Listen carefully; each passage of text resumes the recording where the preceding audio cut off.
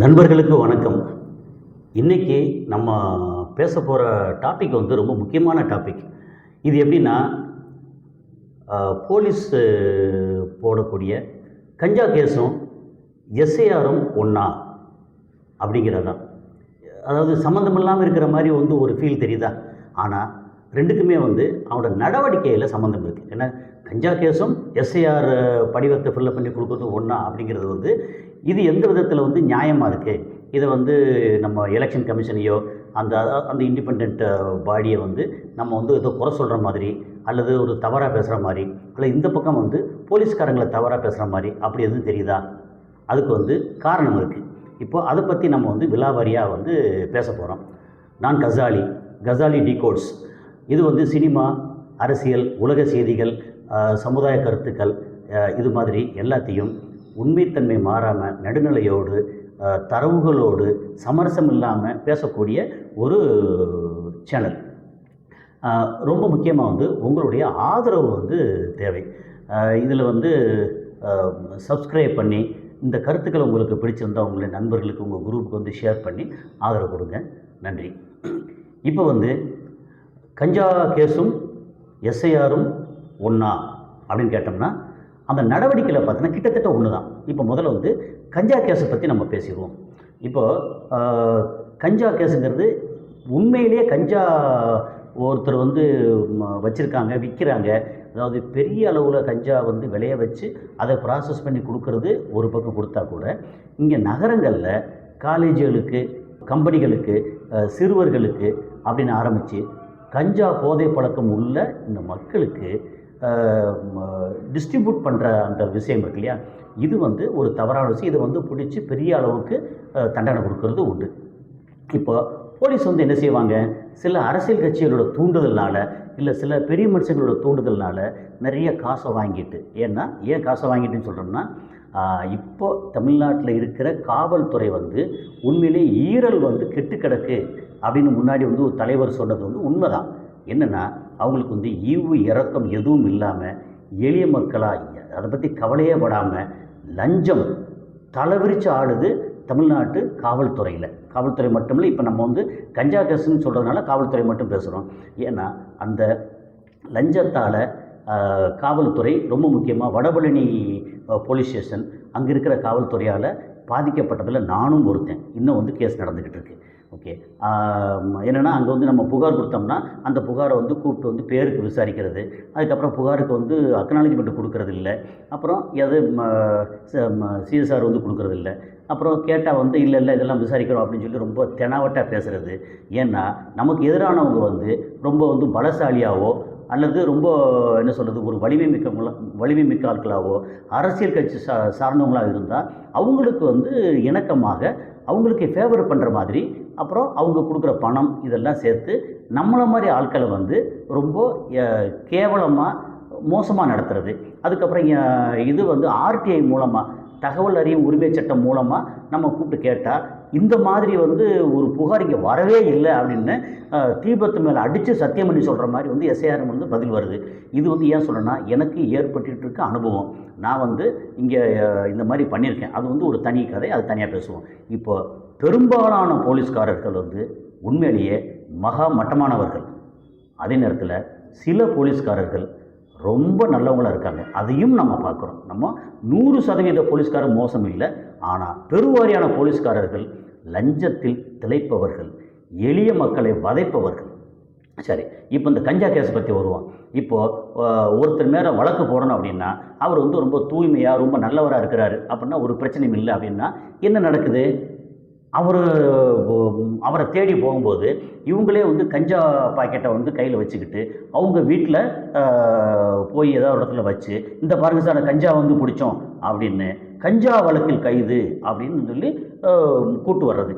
அப்படி கூட்டு வரும்போது, அரெஸ்ட் பண்ணிட்டு கூட்டு வரும்போது என்ன நடக்கும்னா, பத்திரிகைகள் என்ன செய்வாங்க, கோர்ட்டில் கொடுக்குற அந்த தீர்ப்பு, அப்புறம் வந்து போலீஸ் கொடுக்குற அந்த எஃப்ஐஆர், இதை பேஸ் பண்ணி தான் வந்து செய்தி போடுவாங்க. ஏன்னா இதை தாண்டி வந்து ஜேர்னலிசம், இன்வெஸ்டிகேட்டிவ் ஜேர்னலிசம் இருக்குல்லையே, அவங்க வந்து இதுக்கு பின்னாடி என்ன நடந்துச்சு அப்படின்னு சொல்லி நம்ம நக்கீரன் மாதிரி, ஜூனியர் வேர்டன் மாதிரி இந்த மாதிரி பத்திரிகைகள்லாம் இன்வெஸ்டிகேட்டிவ் ஜேர்னலிசம்.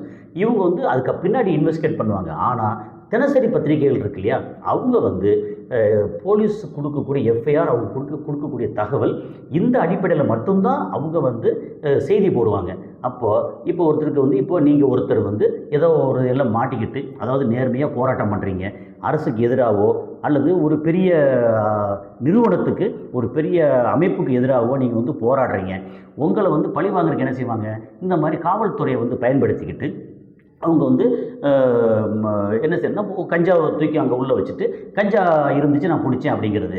இப்போ என்னென்னா, இப்போது அந்த மாட்டிக்கிட்ட ஆளோட, குற்றம் சாட்டப்பட்டவரோட நிலைமை என்ன அப்படின்னா, இது குற்றவாளி இல்லை, குற்றம் சாட்டப்பட்டவரோட நிலைமை என்னென்னா, என் வீட்டில் கஞ்சா இல்லை, நான் வந்து கஞ்சாவுக்கு எனக்கும் எந்த சம்மந்தம் இல்லை அப்படின்னு அவர் தான் வந்து நிரூபிக்கணும்.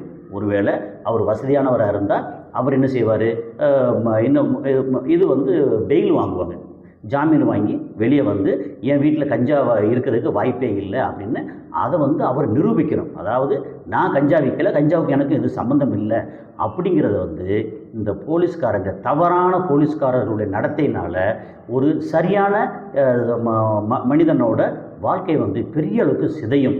அப்போது நான் வந்து கஞ்சாவுக்கு எனக்கு சம்மந்தம் இல்லைன்னு நிரூபிக்க வேண்டியது எப்படி ஒரு தனி மனிதனோட, குற்றம் சாட்டப்பட்ட தனி மனிதனோட கடமையோ, அதுதான் இப்போதைக்கு எஸ்ஐஆரில் வந்து நடந்திருக்கு. இப்போ என்னென்னா, முன்னாடி வந்து இந்த எஸ்ஐஆர் வர்றதுக்கு முன்னாடி பொதுவாக என்ன சொல்லுவாங்க, எஸ்எஸ்ஆர்னு சொல்லுவாங்க. அது வந்து எப்படின்னா அவங்களே வருவாங்க. இப்போ எப்படின்னா, முன்னாடி வந்து இதை பற்றி கொஞ்சம் டீட்டெயில் பேசுகிறோம்னா, முன்னாடி வந்து நம்ம வீட்டுக்கு அதிகாரிகள் தேடி வருவாங்க. வந்து இந்த வீட்டில் யார் இருக்கா, இத்தனை பேர் இருக்கீங்களா, யாருக்கெல்லாம் எலிஜிபிலிட்டி இருக்குது, சரி ஓகே, இப்போ 18 வயசு தாண்டிருச்சா, சரி ஓகே அப்படின்னு சொல்லிட்டு அவங்களே எல்லாம் குறிச்சிக்கிட்டு அவங்க வந்து ஓட்டர் லிஸ்ட்டை வந்து அப்டேட் பண்ணி, அவங்க வந்து சிஸ்டத்தில் அப்டேட் பண்ணுவாங்க, இல்லை அவங்களுடைய ஃபார்மில் எல்லாத்துலேயும் இருக்கும், அதை அப்டேட் பண்ணிடுவாங்க. நமக்கு வந்து வேறு எந்த பொதுமக்களாக நமக்கு வந்து அந்த தேர்தல் வருது அப்படின்னா வாக்களிக்க வேண்டியது மட்டும்தான் நம்மளுடைய கடமை. அதுலேயும் வந்து 70%, 80%, சில இடங்களில் 60%, இன்னும் சில இடங்களில் மோசமாக வந்து 55-50% மட்டும்தான் வாக்களிப்பு நடக்குது. காரணம் வந்து சில நேரங்களில் விரக்தி, சில நேரங்களில் அலட்சியம், பொறுப்பின்மை அப்படின்ற பொதுமக்களுக்கும் உண்டு. சரி, இப்போ வந்து என்ன நடக்குது, முன்னாடிலாம் வீடு தேடி வந்து உங்கள் பேர் என்ன, உங்கள் வயசு என்ன அப்படின்னு கேட்டு ஃபுல்லாக பண்ணி கம்ப்ளீட்டாக டீட்டெயில் எடுத்து கொண்டு போயிட்டு அப்டேட் பண்ணிடுவாங்க. அப்போது சாதாரண பொதுமக்களுக்கு நமக்கு வந்து என்ன, இந்த மாதிரி கார்டு வந்துடும், இந்த மாதிரி உங்களுக்கு வந்துடுது அப்படின்னா கட்சிக்காரங்க வந்து அவங்க வந்து ஒரு சின்ன ஃபார்மை கொடுத்து, அதாவது சின்ன ஸ்லிப்பை கொடுத்து, இந்த உங்களுக்கு வந்து இந்த ஸ்கூலில், இந்த இடத்துல, இந்த பொது இடத்துல இங்கே வந்து உங்களுக்கு ஓட்டு இருக்குது, நீங்கள் போங்கன்னு சொல்லி கூட்டு போய் ஓட்டு போடுற வரைக்கும் எல்லா விதமும் அவங்க பண்ணுவாங்க. நமக்கு வந்து அந்த ஓட்டு போடுற அன்னைக்கு மட்டும் நம்மளை வந்து ராஜா மாதிரி தாங்குவாங்க. அதுக்கப்புறம் 5 வருஷம் நம்மளை வந்து தீட்டுவாங்க, அது வேறு விஷயம். ஆனால் அன்றைக்கி தாங்குவாங்க. அதுக்கப்புறம் ஓட்டுக்கு வந்து போட்டு எனக்கு ஓட்டு போடணும், இந்த கட்சிக்கு ஓட்டு போடணும், உதயசூரனுக்கு போடணும், இல்லை ரெட்டலைக்கு போடணும், இல்லை பிஜேபிக்கு போடணும், இல்லை காங்கிரஸுக்கு போடணும், இல்லை திருமா கட்சி போடணும் அப்படின்னு எல்லாம் மாற்றி இந்த கூட்டணி வந்து எல்லாத்தையும் காசு செலவு பண்ணி ஓட்டுக்கு வந்து இந்த தொகுதியில் ஒரு 2.5 லட்சம் ஓட்டா, இதில் ஒரு 1.5 லட்சம் பேருக்கு வந்து காசு கொடுக்கணும் அப்படின்னா இவங்க வந்து 500 ரூபா கொடுத்தாங்கன்னா நம்ம 700 ரூபா கொடுப்போம், இவங்க 1000 ரூபா கொடுத்தா நம்ம 1500 ரூபா கொடுப்போம் அப்படின்னு போட்டு காசு கொடுக்குறது எல்லாமே நடக்கும். அதுக்கு இந்த வாக்காளர் அடையாள அட்டை இதை வச்சுருக்கவங்க எலிஜிபிள் ஓட்டர்ஸ்க்கு வந்து இந்த ஓட்டு போடுறதுக்கு தகுதி ஆவாங்க.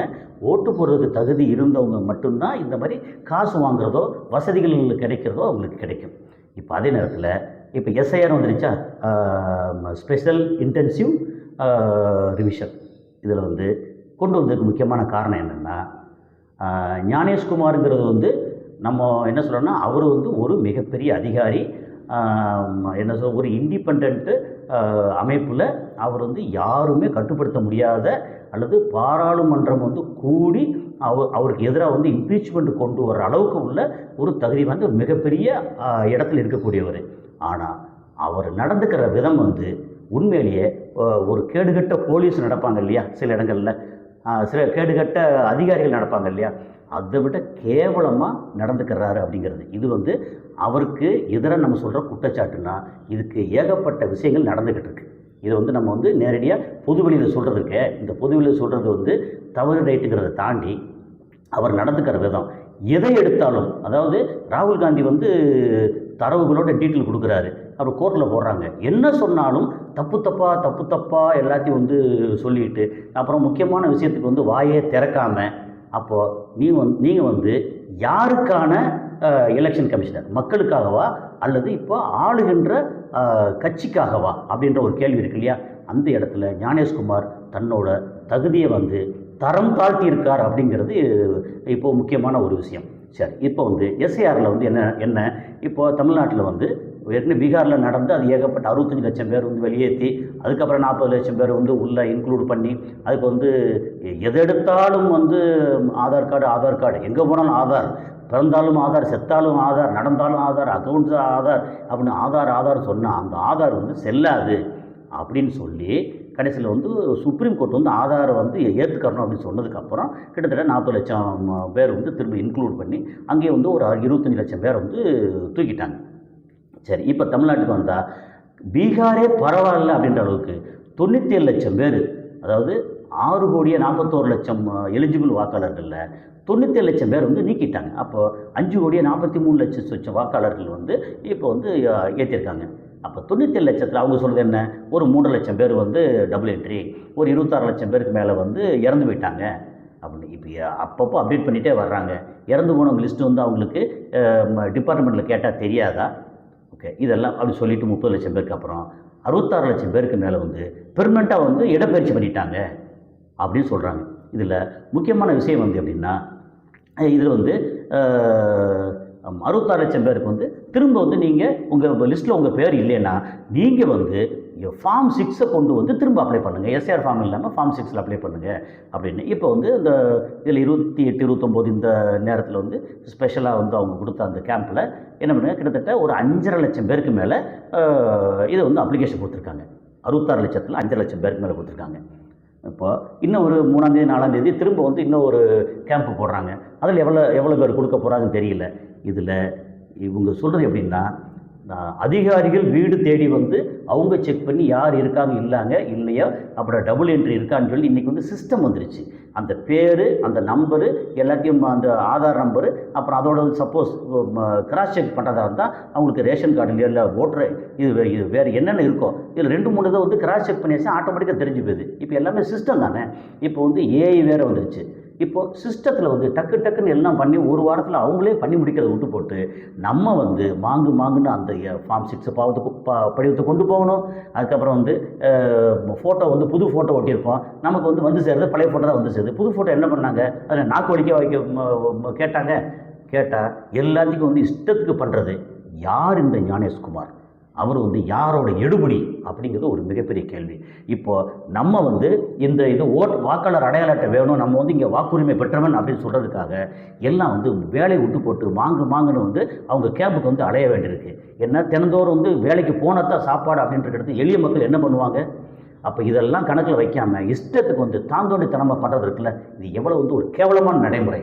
இப்போது ஏன் வந்து பயப்படுறாங்க அப்படின்னா, போன வருஷம் முந்தின வருஷம் வந்து இந்த சிஏஏ அண்ட் என்ஆர்சி குடியுரிமையை வந்து நிரூபிக்கணும் அப்படின்னு சொல்லி ஒரு புதுசாக வந்து ஒரு பெரிய குண்டு தூக்கி போட்டாரா ஒரு அமித்ஷா அந்த டீம். பங்களாதேஷ்லேருந்து முஸ்லீம்கள் வர்றாங்க, வேறு இடத்துலேருந்து மற்றவங்க வந்துடுறாங்க அப்படின்னு சொல்லி அஸ்ஸாம்லேயும் வெஸ்ட் பெங்காலையும் பீகார்லேயும் ஒரிசாலையும் எல்லாம் வந்து இன்ஃபில்ட்ரேட் ஆகிட்டாங்க அப்படின்னு சொல்கிறது. அப்போ என்ன பண்ணாங்க, நீங்கள் வெளியிலேருந்து வர்ற கிறிஸ்தவர்கள் பிரச்சனை இல்லை, வெளியிலேருந்து வர்ற ஹிந்துக்கள் வந்து உள்ளே வந்த பிரச்சனை இல்லை, அவங்களுக்கு குடியுரிமை இல்லேட்டாக கூட கொடுத்துட்றோம், ஆனால் இஸ்லாமியர்களுக்கு குடியுரிமை கிடையாது. சரி, ஓகே, அது பண்ணுறேன். தமிழ்நாட்டில் வந்து என்ன, இந்துக்களுக்கு குடியுரிமை கிடையாது, வெளியிலேருந்து வந்துடு, ஏன்னா ஸ்ரீலங்காலேருந்து வந்துடுறாங்க அப்படின்னு சொல்லி. அப்போ நீ என்ன பாகுபாடு பண்ணுற அப்படின்னு ஒன்று இருக்குல்ல. அப்போ வந்து நீ நினச்சா இந்தியாவில் வந்து உன் சௌரியத்துக்கு வந்து நீ ஆட்சி பண்ணுறன்னு நினச்சி இஷ்டத்துக்கு பண்ணுவேன். அதுக்கப்புறம் வந்து ஒன் நேஷன் ஒன் எலெக்ஷன் சொல்லி கொண்டு வருவேன். ஒரு சாதாரண ஒரு மாநில தேர்தலையே வந்து 5 கட்டமாக தேர்தல் நடத்துகிற அளவுக்கு ரொம்ப மோசமான நிலைமை இருக்குது. நீ ஒன் நேஷன் ஒன் எலெக்ஷன் அப்படின்னா வந்து பஞ்சாயத்து எலெக்ஷன்லேருந்து மாநில தேர்தலிருந்து பாராளுமன்ற தேர்தலில் மொத்தமாக சேர்த்து ஒரே இடத்துல வைக்கிறேன்னு என்ன இதில் வந்து வச்சுக்கிட்டு இருக்கேன் அப்படின்ற எல்லாத்துக்கும் கோபம் வருதில்ல, இல்லை அப்படி ஒரு கேள்வி வருதில்ல. இந்த கேள்வி எல்லாமே வந்து ஒரு நாள் வெடிக்கும். இப்போ என்னென்னா, நான் என்கிட்ட கஞ்சா இல்லை, நான் வந்து சுத்தமானவன் சொல்லி எப்படி போலீஸ்கிட்ட போய் எங்கே நிரூபிக்கணுமோ, அதுக்கு வந்து இந்த குடியுரிமை பிரச்சனை வந்துருச்சுன்னு எல்லாம் பயந்து போய் வேலையை விட்டு போய் ஓடி ஓடி அவங்கள தேடி தேடி போய் ஃபார்மை ஃபில்லப் பண்ணி கொடுக்குறது. நம்மளை தேடி வந்து பண்ணது போக இப்போ நம்ம அவங்கள தேடி போய் ஐயா நான் தான் இருக்கேன் அப்படின்னு சொல்லி இப்போ நடந்தது என்ன, தமிழ்நாட்டிலே வந்து ஒரு குடும்பமே வந்து இறந்து போயிட்டாங்கன்னு சொல்லி அந்த லிஸ்ட்டில் போட்ட அந்த குடும்பம் வந்து நேராக போய் கலெக்டரை போய் பார்த்துருக்காங்க. நாங்கள் வந்து இறந்து போகலை, நாங்களும் உயிரோடு தான் இருக்கோம்னு. இந்த மாதிரி கேவலமான ஒரு நடைமுறை இருக்குல்ல. என்ன அதிகாரிகள் சம்பளத்தை வாங்கிட்டு, நம்ம வரிப்பணத்தில் சம்பளத்தை வாங்கிட்டு தெனாவட்டா இப்படி வந்து இறந்து போயிட்டாங்க, இது டபுள் என்ட்ரி, இவங்கெல்லாம் நீக்கிட்டோம், இல்லை எங்களுக்கு ஃபார்ம் வந்து ஸ்பெல்லிங் மிஸ்டேக்கு, என்னங்கடா பண்ணுறீங்க நீங்கள்? இது வந்து என்ன ஒரு வகையான அலட்சியம்? இப்போ வந்து என்னென்னா, இது மக்கள் ஆட்சியா அல்லது அதிகாரிகள் ஆட்சியா அல்லது வந்து சீனா மாதிரி ரஷ்யா மாதிரி வந்து இனிமேல் எலெக்ஷனே கிடையாதுன்னு சொல்லி கொண்டு வரதுக்கான முயற்சியா? இதெல்லாம் இங்கே இந்தியாவில் நடக்காது. முக்கியமாக தமிழ்நாட்டில் இது வந்து சாதாரண விஷயம் இல்லை. அதனால் இது வந்து கஞ்சா கேஸை விட மோசமானது வந்து எஸ்ஐஆர். இதுக்கு வந்து எதிராக மக்கள் ஒன்று திரண்டு புரட்சி போராட்டம் வராத வரைக்கும், நம்ம சொல்ல புரட்சி போராட்டம் விளம்பரத்தில் வர்றதில்லை, நெசமாகவே இப்போ எப்படின்னா நம்மளுடைய பேர் வந்து வாக்காளர் அடையாள அட்டை இல்லை, நாளைக்கு வந்து உங்களுக்கு வந்து ரேஷன் கிடையாது, நாளைக்கு வந்து பேங்க்கில் வந்து அக்கௌண்ட் ஓப்பன் பண்ண முடியாது, நீங்கள் வாக்காளர் அடையாள அட்டை கொண்டு வாங்க அப்போ தான் பண்ண முடியும்னு சொல்லிட்டாங்க. ஏன்னா சொல்லும் செய்வாங்க. அப்புறம் வீடுகளுக்கு வந்து வீட்டில் வந்து வீட்டு தலைவனுக்கு தலைவிக்கு வந்து வாக்காளர் அடையாள அட்டை இல்லை அப்படின்னா உங்களுக்கு வந்து கேஸ் கனெக்ஷன் கேஸு கிடையாது அப்படின்னு சொன்னாங்கன்னா சொல்லுவாங்க. என்ன வேணாலும் இவங்க சொல்லுவாங்க. இந்த மாதிரி ஒரு கேவலமான ஒரு ஒரு மனிதகுலோ அல்லது ஜனநாயகத்துக்கு விரோதமாக நடக்கக்கூடிய இந்த ஆட்சி, இந்த அரசு, இந்த அதிகாரிகள், அவங்களுக்கு விலை போகிற அந்த அதிகாரிகள் வந்து விளக்கப்படணும், அவங்கள வந்து தூக்கி எறியணும் அப்படிங்கிறதான் நம்மளோட அடுத்த ஒரு நிகழ்ச்சியில் சந்திப்போம். நன்றி.